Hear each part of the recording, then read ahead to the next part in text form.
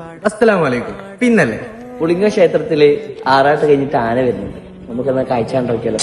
പടച്ചോന്റെ കാരുണ്യം കിട്ടുന്നത് കണ്ടോളി, അന്യോന്യം പോരാടി പോരാടി നിൽക്കേണ്ട, പൊന്നാലെ ക്ഷേത്രങ്ങൾ പള്ളികൾ തീർക്കേണ്ട.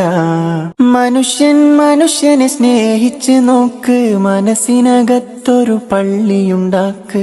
മനുഷ്യൻ മനുഷ്യനെ സ്നേഹിച്ച് നോക്ക്, മനസ്സിനകത്തൊരു പള്ളിയുണ്ടാക്ക്. അതിലേത് ജാതിക്കും കേറാമെന്നാക്ക്. അതിവേഗം നിസ്കാര പായ വിരിക്ക്.